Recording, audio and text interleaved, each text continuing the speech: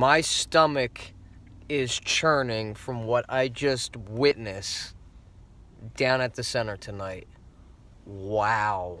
Did we really hit rock bottom tonight? I mean, during the 17-game winning streak, we were shooting lights out. I knew this was coming, but I didn't think we'd plummet this bad. We shot 7 from 36 from downtown tonight. That's 19%.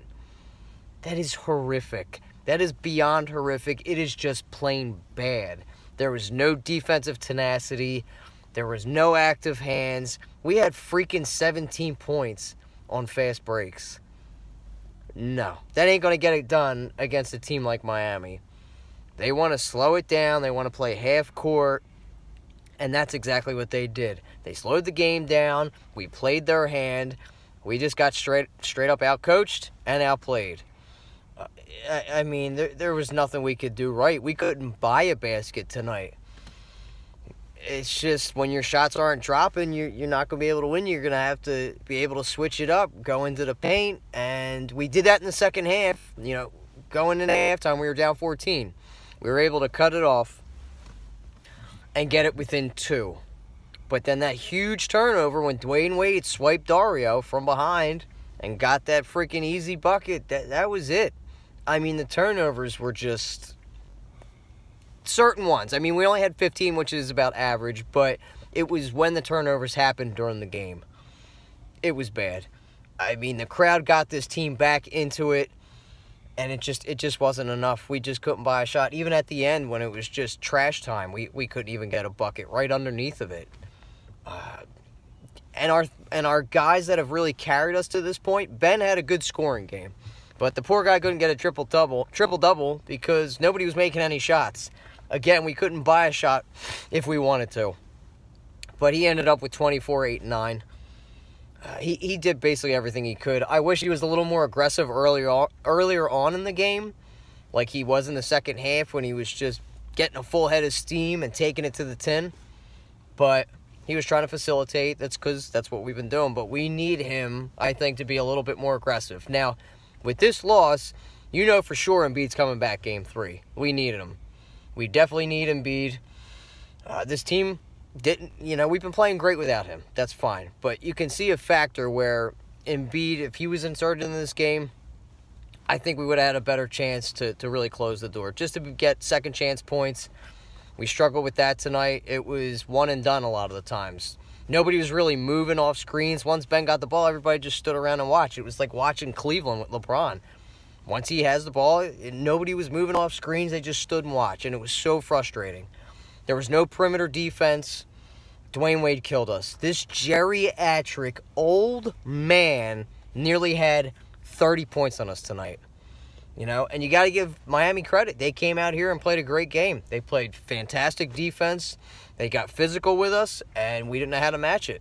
It's like, I guess the Sixers just figured they were going to walk in and walk all over these guys and get an easy win like we did game 1. No, the tenacity was there game 1, the active hands, and, of course, our shots were falling. We shot 64%, but that isn't always going to happen. At some point, you're going to hit a cold streak. So you got to change up the game plan a little bit. I wish Brett, I did like that he started Ilyasova game 2 because of the success we had going into game 1 in the second half. But I don't know if that really screwed up chemistry because I wish we just would have started Amir and had Ilyasova come off the bench. Even though he did play a little more minutes and he was crucial because he's able to hit the three-point shot and he was a beast on the boards tonight too. But it just wasn't enough. Covington, oh my God, yikes. 1 from 9 from downtown. He had 7 points. When you're playing 36 minutes, you're going to need a lot more out of your wing. And he eventually did put the ball on the ground and take it to the hoop. But that was after how many shots he took and after he missed. I think he got him in his own head. Dario was 3 from 10 tonight. J.J. Redick was ineffective. And another point during the game where Robert Covington got that second chance point. He got that rebound. He threw it out to J.J. to hit that open 3. It went right through his freaking legs. You can't win like that. It was just sloppy basketball. That wasn't what got us on the 17 freaking game winning streak. And we let it get away from us tonight. Heat were the better team. They wanted it more. So, you got to give it to them. I hope we really learn from this. We really need to make adjustments. And Brett Brown,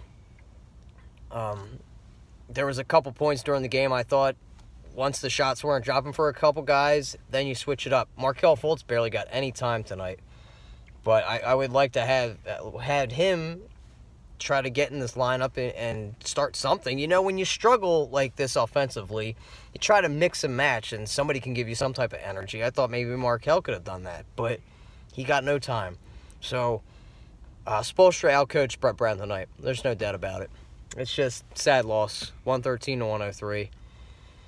We should have pushed up tempo. Look at the success we had in the second half when we did do that. He couldn't keep up with us. They're too old. They're a half-court team. They didn't have enough firepower, and their shots were actually dropping tonight. They're a good shooting team. For game one, they couldn't hit anything. They couldn't hit a broadside of the barn. Well, they came out and destroyed us tonight. We really need to lock down on our perimeter defense because they had open looks all night. You cannot give an NBA team wide open shots and just expect them to miss it all the time. They're too good. This isn't like a D-League team. These guys are professional basketball players, and you got to give them credit. They came in, got the win. Here, they got one here in Philly. I was hoping to go up 2-0, going down to Miami. It just didn't happen tonight. So let's take at least one down to Miami and bring it back here and hopefully end it here at the center. But we will see. Next game is on Thursday, 7 o'clock down in South Beach. Hopefully, with Dwayne Wade playing all these minutes, even though we're going to have a couple days off, hopefully his old ass is going to be rickety. He's going to have, you know, ice on his knees, icy hot, the whole nine. Having Union Gabriel rub him down, whatever. But let's hope he's too stiff and it's not going to kill us. He's their main focal point in that offense. Who else other than Dwayne Wade is going to be able to take you down? I don't see anybody. That's why they brought his old ass back here, you know, so he can take multiple shots. The guy, you know, sure Hall of Famer. There's no doubt about it. He knows how to close games out. He's been here before. He passed, I forget who he passed 10th all-time in scoring tonight in the playoffs, but the guy just knows how to get buckets. But one more thing before I get out of here, guys. The NBA should be ashamed of themselves. The refereeing, the officiating was horrific. Not only in this game, but in all the games I've watched during the playoffs. You want to call that ticky-tack shit during the regular season? Fine. Do not do it in the playoffs. Let them play. It was horrific. And they really got to do something about the flopping. I saw LeBron do it against Indiana yesterday where he pretended to get poked in the eye.